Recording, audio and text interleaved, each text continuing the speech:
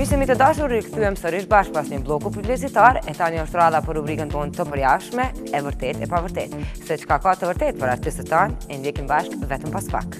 Zumeria fetime, kritiki mashtrime, një vendim të prerë, ma thuaj këtë herë. Teuta Selimi inspirohet nga Anelia. Kjo është e vërtet.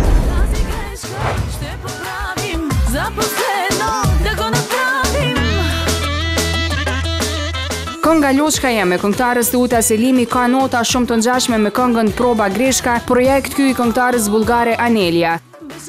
Kjo e fundit ka lansuar këngën në gusht të vitit 2013 derisa Teuta Selimi ka zgjedhur që Loçka jeme, që erdhi si inspirim nga Proba Greshka, të jetë një ndër projektet e reja për 2015-ën.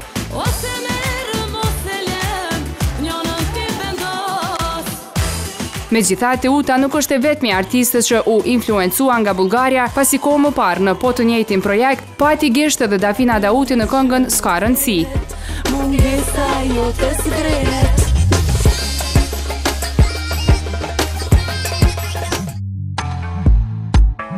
Ndahen Adelina Tahiri dhe Rolando Sufo.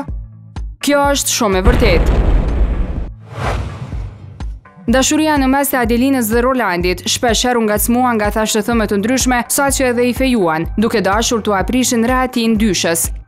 Mediat elektronike para disa ditësh plasuan lajmin ku sipas tyre Adelina Tahiri ishte ndarë nga i dashuri dhe se Rolando kishte marrë rrugën drejt Gjermanisë për ta larguar mërzinë. Por ky lajm u hodh poshtë nga vetë Rolando, duke u munduar t'i evitojë thashëthëmet që u shkaktuan trazira.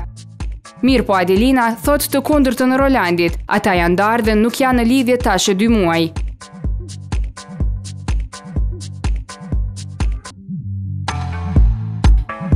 Bleru këngë për Tarën. Edhe kjo është e vërtet. Lajmi mbi ndarjen e Blerus dhe Teutës u bë më shumë se senzacion në mediat shqiptare, aq shumë u përfolën saqë nuk mbet kush pa e marrë vesh se ata nuk janë më bashkë. Akoma më kurreshtar u bë me publikimin e këngës Nun, nëse ajo lidhej me jetën private të ish çiftit.